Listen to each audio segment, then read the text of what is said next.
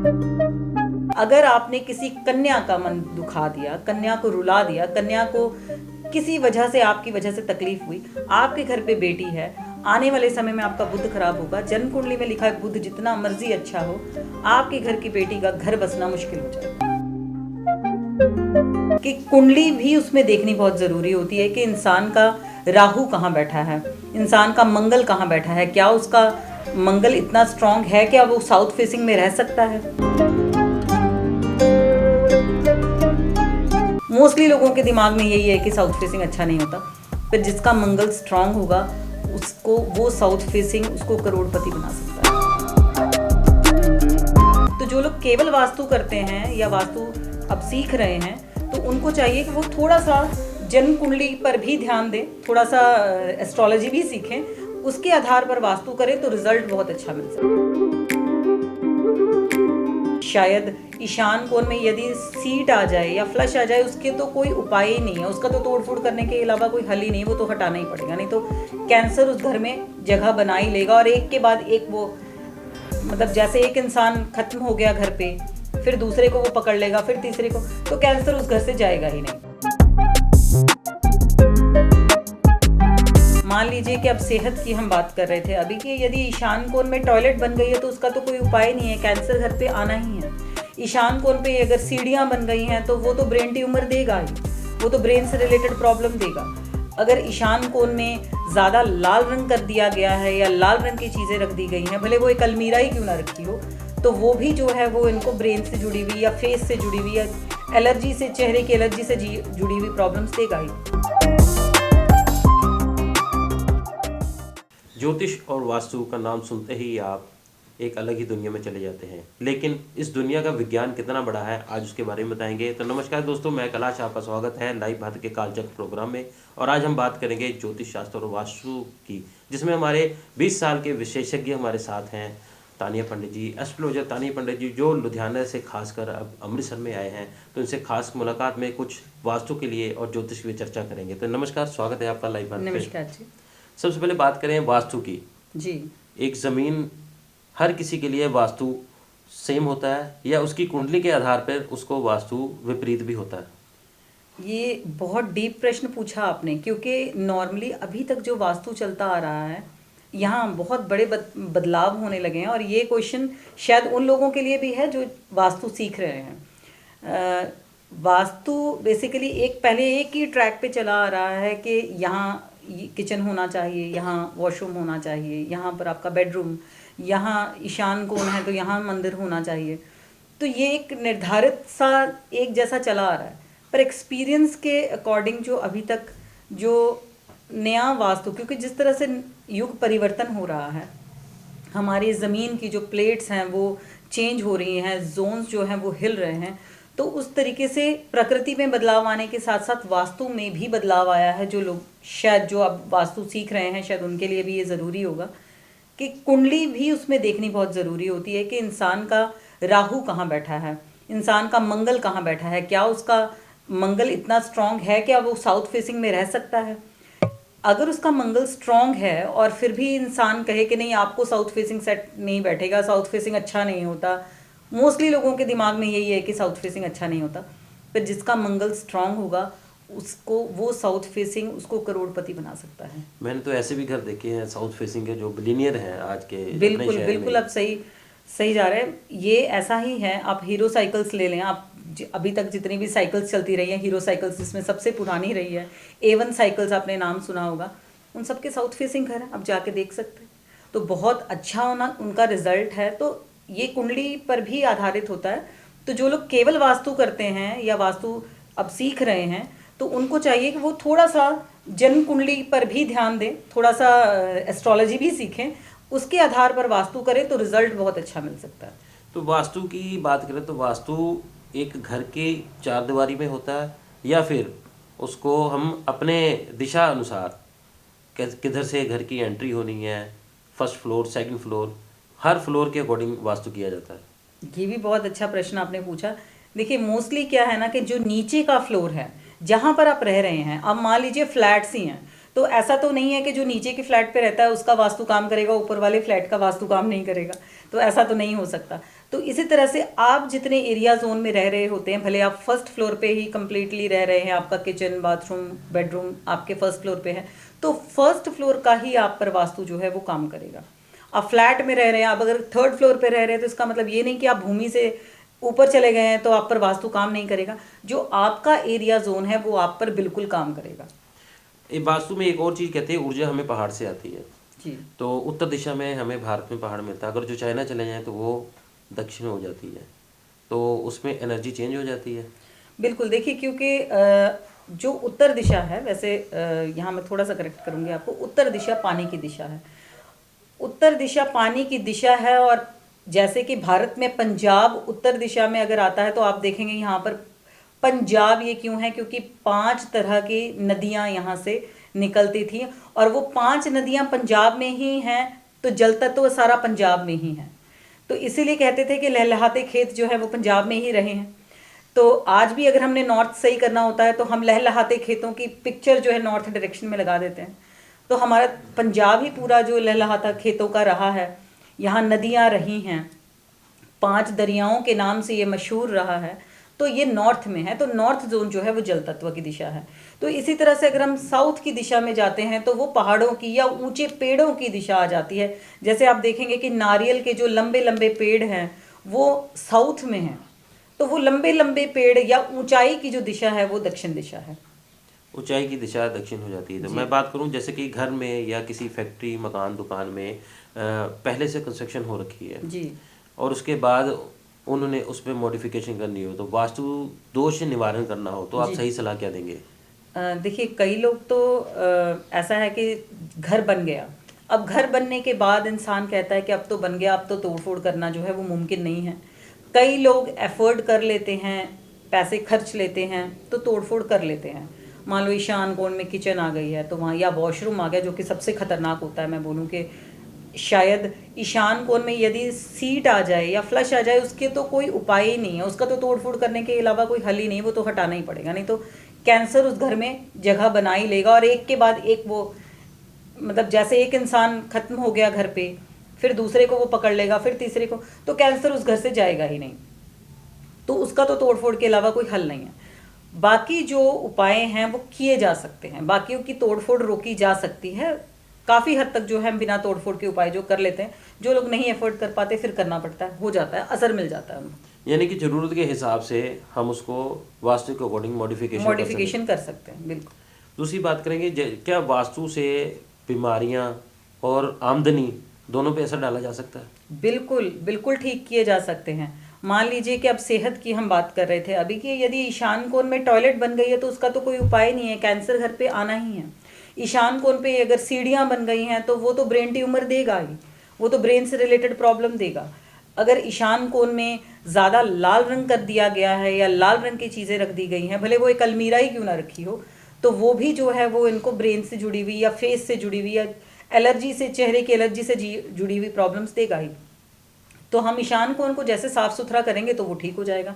तो इसी तरह से सेहत जो है वो, उसको इम्यूनिटी का कॉर्नर माना जाता है उसको, कि जिस तरह से अब जिन जिन लोगों की इम्यूनिटी मजबूत थी कोरोना के समय पर, जिनका ईशान कोण सही था, उनके घरों में कोरोना नहीं आया। जिनके ईशान कोण में, जिनके घरों में टॉयलेट थी, सीढ़ियाँ थी, गंदगी थी, उनके घर पे कोरोना आया था। तो मैं बोलूँ तो महामारी से भी बचाने का जो इलाज है वो भी वास्तु में है। तो आमदनी के लिए? आमदनी के लिए अगर मैं बोलूँ तो आपका अगर नॉर्थ डायरेक्शन बिल्कुल ठीक है, नॉर्थ में आपने ऊंचाई नहीं करी, क्योंकि साउथ डायरेक्शन जो ऊंचाई की होती है, अगर आपने नॉर्थ में ऊंचाई नहीं की, अगर वो लेवल ठीक है या आपने वहाँ लेंटर नहीं डाला, खुला जगह छोड़ी हुई है, तो आपको अपॉर्चुनिटीज़ आएंगी, कैश वहाँ से आएगा, बिल्कुल नॉर्थ दिशा से कैश आएगा, नए नए मौके मिलेंगे आपको कमाने के। वेस्ट डायरेक्शन अगर आपने बिल्कुल सही करके रखी हुई है, वहाँ पर किस तरह की कोई गंदगी नहीं है, क्योंकि कहते हैं कि वेस्ट की दिशा में अगर आप कोई चीज़ रख देना तो वो अपने आप में मल्टीप्लाई होती जाती है। तो अगर वेस्ट दिशा में अगर आपने अपना आपके काम की चीज़ें, आपके काम के कागज़ अगर आपने वहाँ रखे हैं, बैंक लॉकर साउथ वेस्ट में रख दिया, तो वहाँ से आपकी सेविंग बढ़ती जाएगी, लॉकर में पड़े हुए पैसे जो है वो बढ़ते जाएंगे। अब ऐसे जादू नहीं होने वाला, कहने का मतलब है कि आपकी आमदनी दुगनी होगी, आमदनी दुगनी, बचत बढ़नी शुरू हो जाएगी। बचत बढ़नी शुरू हो जाएगी, बिल्कुल सही। और बात करें जैसे कि आजकल लोग बहुत ही इजी वे ढूंढते हैं, चाहे वास्तु हो, एस्ट्रोलॉजर हो, गूगल पे किया, टिक टिक किया, कुछ जी एआई एप्लीकेशंस भी आ गई, उसमें दिया, सारे सवालों के जवाब मिल जाते जी हैं। जी। तो कहाँ तक सही होते हैं? नहीं देखिए, एआई के थ्रू ज्योतिष भी सही नहीं है और एआई के थ्रू वास्तु भी सही नहीं है, क्योंकि आप क्या कारोबार कर रहे हैं उसके अकॉर्डिंग आपका घर की एंट्री सेट करते हैं हम। अगर कोई इंसान लोहे का काम कर रहा है तो हम उसे ये नहीं बोलेंगे कि सेम वास्तु चलेगा जो दुनिया पे चलता है, वो जो बाकियों पर चलता है वही आप पर चलेगा, ऐसा नहीं है। उसे हम कहेंगे कि अगर आप कुछ नया घर ले रहे हो या कुछ, तो आपको साउथ डायरेक्शन में जाना चाहिए। तो ये एआई नहीं बताएगा आपको। एआई ने एक निर्धारित वास्तु जो शुरू से चलता आ रहा है, जैसे लीक लकीर पे लकीर मार रहे हैं लोग, तो वो वही बताएगा। तो जो आप अच्छे वास्तु वाले से सलाह लेते हैं तो वही बताएगा कि आप काम क्या करते हैं, आपको दिशा कौन सी चाहिए। कुछ लोग ये प्रमोट करते हैं बिना तोड़ फोड़ का वास्तु, जी हम ये कर देंगे, हम उसका सब्स्टिट्यूट दे देंगे। क्या वो कारगर रहता है? देखिए, काफ़ी हद तक 80% कारगर रहता है। जैसे कि मैंने बताया कि सिर्फ एक दिशा है ईशान कोण, अगर यहाँ पर टॉयलेट सीढ़ी बन गई या गंदगी आ गई तो उसका तो तोड़फोड़ के अलावा कोई हल ही नहीं है। पर बाकी हम 80% कोशिश करते हैं कि बिना तोड़फोड़ के जो है घर का वास्तु ठीक कर दिया जाए, ताकि किसी की बहुत ज़्यादा खर्चा भी ना करना पड़े। कुछ टिप्स घर के लिए या दुकान के लिए जो आप दर्शकों को देना चाहें? देखिए, टिप्स यही है कि सबसे पहले तो आप अपना ईशान कोण सही रखें, क्योंकि वो ब्रेन ऑफ द हाउस है। अगर दिमाग सही रहेगा तो सब कुछ सही रहेगा। तो सबसे पहले अपने ईशान कोण को बिल्कुल खाली रखें, साफ सुथरा रखें। अगर वहाँ ग्रीनरी कर सकते हैं, घास लगा सकते हैं तो वो लगे, बड़े बड़े गमले अब मत रखने लग जाएं लाल रंग के। तो वो साफ सुथरा रखें, तो वहाँ से सबसे पहले तो आपका ब्रेन काम करने लगेगा। जैसे ही ब्रेन काम करेगा तो आपको पता लगेगा मैंने कैसे कमाना है। दूसरी दिशा होती है कारोबार के लिए, वेस्ट की दिशा को बिल्कुल ऊंचा रखें, घर की सबसे ऊंची दिशा वो हो। और वेस्ट की दिशा में जो है आप अपना साउथ वेस्ट, हल्का सा साउथ वेस्ट में जाके आप अपना लॉकर रखना शुरू कर दें। जैसे ही आपने वहाँ पर लॉकर रखना, वेस्ट साउथ वेस्ट में रखना शुरू किया, वहाँ से आपकी आमदनी बढ़ती जाएगी, सेविंग बढ़ती जाएगी। तो ईशान से हमने दिमाग ठीक कर लिया। ईशान के थोड़े से साउथ साइड पे नॉर्थ नॉर्थ ईस्ट आता है, वहाँ से आप एक मटके में, केवल एक मटके में, मिट्टी का मटका, बहुत छोटा सा सस्ता सा उपाय है, कर लें यदि लोग, एक मटके में पानी भर के नॉर्थ नॉर्थ ईस्ट में अपने रख लें तो बीमारियां उनके घर पे नहीं आएंगी। आप इम्यूनिटी को बूस्ट कर दोगे वहाँ पर। तो यानी कि वास्तु से इम्यूनिटी भी बूस्ट हो सकती है, आपका व्यापार भी बढ़ाया जा सकता है। ये एक विज्ञान है जो भारत में प्राचीन काल से चलता आ रहा है। इसका सही ज्ञाता मिल जाए तो आपकी ज़िंदगी बदल सकती है, क्योंकि वास्तु जो है आपकी भूमि का इस तरह से गणित लगा देता है कि आपको अपनी ज़मीन से ऐसी ऊर्जा मिलनी शुरू हो जाती है जो इसकी आप कल्पना भी नहीं कर सकते। उसी तरह बात करेंगे ज्योतिष की, तो ज्योतिष भी एक प्राचीन विज्ञान है जिसका ज्ञाता सही मिल जाए तो आप अपने भविष्य की प्लानिंग कर सकते हैं। मैं सही शब्द इस्तेमाल करूँ बिल्कुल बिल्कुल तो मैं इसके प्लानिंग ही कह सकता हूँ कि हम अपने फ्यूचर की प्लानिंग करके अपना आने वाला कल वर्तमान में ही सही कर सकते हैं। बिल्कुल सही। तो ज्योतिष की बात करें तो ज्योतिष में हम कुछ लोग कहते हैं चमत्कार हो गया, कुछ लोग कहते हैं कि हमें फ्यूचर बता दिया। वो फ्यूचर हमारा बताया था पर प्रॉपर हुआ नहीं, तो ये भी कुछ ऐसी चीज़ें आ जाती हैं। तो उसमें बिल्कुल कमी होता कहाँ रह बिल्कुल जाती होता है? कमी ये रह जाती है कि अब जब हम भविष्य बता रहे हैं, किसी की जन्म कुंडली देखी और जन्म कुंडली के आधार पर हमने उसका भविष्य बताया कि 1 साल बाद आपके साथ ये होगा, 2 साल बाद आपके साथ में ये होगा। अब वो कई बार होता है कि वो 1 साल बाद उस इंसान के साथ वो नहीं होता, तो उसकी फिर वो किसी ज्योतिषी को जाके ये कहेगा कि हाँ आपने बोला था और ये हुआ नहीं। तो ये होता है, बिल्कुल होता है, क्योंकि केवल जन्म कुंडली ही आपके भविष्य निर्धारित नहीं करता। केवल जन्म कुंडली नहीं, आपके कर्म भी निर्धारित करते हैं। अगर मान लीजिए आपकी कुंडली में केतु आपका बहुत अच्छा भाग्य में बैठा है और आप कहीं कार से आ रहे, आते हुए आपने किसी डॉग को टक्कर मार दी, डॉग मर गया मौके पे, 40 दिन के अंदर आपका केतु खराब हो जाएगा। अब जैसे ही केतु खराब होगा तो आपकी कुंडली में जो हमने केतु देखकर बताया था कि आपका भाग्य अब जो है 1 साल में चमकने वाला है, वो केतु खराब हो गया। अब वो केतु खराब हो गया तो अब वो रिजल्ट उसको मिलने ही नहीं जो 1 साल बाद मिलने थे। तो ये कर्मों पर भी आधारित होता है। अगर आपने किसी लेबर को परेशान कर दिया तो आपका शनि खराब हो गया। जन्म कुंडली में जितना मर्जी अच्छा शनि बैठा हो, शनि खराब हो गया, अब वो बुरा रिजल्ट देना शुरू कर देगा। वो इंसान जो है बीमार रहना शुरू हो जाएगा। केतु खराब हो गया, उसके घर के बेटे को प्रॉब्लम आनी शुरू हो जाएगी, उसके घर के बेटे को हो सकता है चोट लग जाए। अगर आपने कुत्ते को चोट मारी है तो डेफिनेट है कि आपके घर में यदि बेटा है तो बेटे को या तो चोट लगेगी या वो गलत संगत में पड़ जाएगा या वो कहीं ना कहीं उसके काम में अड़चन आनी शुरू हो जाएगी। अगर आपने किसी कन्या का मन दुखा दिया, कन्या को रुला दिया, कन्या को किसी वजह से, आपकी वजह से तकलीफ हुई, आपके घर पे बेटी है, आने वाले समय में आपका बुध खराब होगा। जन्म कुंडली में लिखा है बुध जितना मर्जी अच्छा हो, आपके घर की बेटी का घर बसना मुश्किल हो जाएगा। तो ये सब कर्मों पर भी निर्धारित है, केवल जन्म कुंडली पर नहीं है। तो ये यही कर्म है, आप उनको मॉडिफिकेशन कर देते हैं कि उसी उपाय, छोटे छोटे उपाय से भविष्य में आने वाली बड़ी बड़ी समस्याएं वो दूर हो जाती हैं या कम हो जाती हैं। बिल्कुल। दान पुण्य द्वारा जो किए गए उपाय हैं वो आज से नहीं चले आ रहे, वो द्वापर युग, सतयुग से चले आ रहे हैं। श्री राम दान करते थे, श्री कृष्ण दान करते थे, राजा महाराजा सारे दान करते थे। तो ये उपाय क्या है, ये दान क्या है कि हम कर्म काटते हैं। आपने जो गलत कर दिया, आपसे हो गया गलती से, तो हम उस कर्म को काटने के लिए वो दान पुण्य करते हैं। तो पारिवारिक जीवन का कष्ट हटाने के लिए, शारीरिक कष्ट हटाने के लिए दान पुण्य का उपाय किया जाता है। ज्योतिष की बात करें तो इसमें कितने बड़े चमत्कारी हम उपाय या चमत्कारी चेंजेस ला सकते हैं? देखिए, ज्योतिष के थ्रू बिल्कुल ठीक किया जा सकता है। अब ज्योतिष के ही उपायों द्वारा जो है बीमारियां भी ठीक होती है। पारिवारिक जीवन, किसी की शादी नहीं हो रही, शादी हो गई अब सेट नहीं हो रहा, बेटे को बाहर जाना है, बेटे का कारोबार सेट नहीं हो रहा, तो ये सारे उपायों द्वारा जो है वो ठीक किए जा सकते हैं। 20 साल का आपका सफर रहा है ज्योतिष शास्त्र में, तो आपके पास बड़े अच्छे विद्वान भी आएंगे, बड़े अच्छे उद्यमी भी आए होंगे, इंडस्ट्रियलिस्ट भी आए होंगे, कलाकार भी आए होंगे। जी बिल्कुल। कुछ ऐसे कुछ लोगों की अगर जो समस्याएं आपने सुधारी हो तो हमारे दर्शकों को बताना चाहें। बहुत सारी। एक तो मैं आपको गौशाला का ही उदाहरण दूंगी। एक गौशाला थी, अब मैं नाम नहीं लूंगी उस जगह का। उस गौशाला में सभी गायें एक साथ दूध देना बंद कर गई थी। तो वहाँ उपाय के तौर पर, अब ये उपाय कहें या श्री कृष्ण की कृपा हम पे, जो आज से नहीं करीबन 16 साल की उम्र से जो है भगवान कृष्ण की कृपा रही है।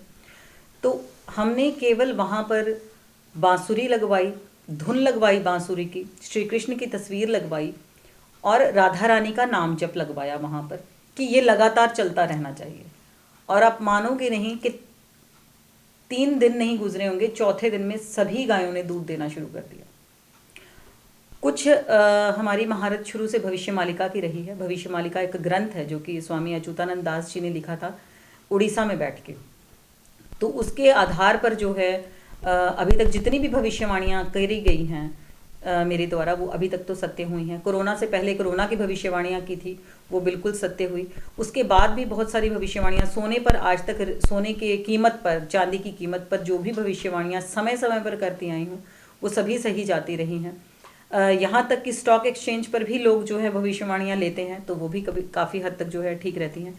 जो बड़े बड़े इंडस्ट्रियलिस्ट जो आज तक मुझसे वास्तु करवाया है जिन लोगों ने, तो उनके जिनके कारोबार बिल्कुल रुके हुए थे वो कारोबार चल पड़े हैं, अब उनके काफ़ी अच्छे चल रहे हैं। तो ऐसे है लोगों का। और बात ज़्यादा करके जो भविष्य मालिका से भविष्यवाणियाँ की गई हैं वो सारी सत्य जा रही हैं। तो भविष्य मालिका अपने आप में एक बहुत बड़ा ग्रंथ है, और उससे भी बड़ा ग्रंथ बात करें तो ज्योतिष शास्त्र है। इसका सही ज्ञाता मिल जाए तो आपका जीवन बदल सकता है। तो अगर आप भी अपना जीवन बदलना चाहते हैं तो सबसे बड़ा एक नए साल का आपके लिए एक तोहफा भी है, जो कि 8 जनवरी से 13 जनवरी तक अमृतसर में, यहाँ अमृतसर वासियों को दिया जा रहा है, जहाँ फ्री में ज्योतिष समस्याओं का, ज्योतिष द्वारा आपके जीवन की समस्याओं का निवारण किया जाएगा। तो क्या क्या इसमें निवारण देंगे? इसमें कोई भी जो 8 तारीख से लेके 13 तारीख तक अमृतसर में जो हमारा नया कार्यस्थल खुला है, यहाँ जो लोग मौजूद होंगे वो लोग आएंगे, अपनी समस्याएं बताएंगे, उनके जीवन का जो है हल करने के लिए हम उन्हें उपाय बताएंगे। उनकी समस्याएं बिल्कुल बिल्कुल ठीक होंगी, क्योंकि अभी तक 20 सालों में तो अपने करियर में हमने जो है ये अभी तक समस्याओं का हल किया है, तो उम्मीद है कि उन सब की भी होंगी। तो ये निःशुल्क है, किसी से भी किसी तरह की कोई फीस नहीं लिया जाएगा। तो 8 तारीख से 13 तारीख तक जो है हम 12 बजे से लेकर 4 बजे तक यहाँ बैठेंगे। तो 12 से 4 तक ये फ्री कैंप रहेगा। तो इस कैंप में आएँ और अपने आने वाले कल को सुधारें और इस ज्योतिष शास्त्र की माया का भी ज्ञान प्राप्त करें।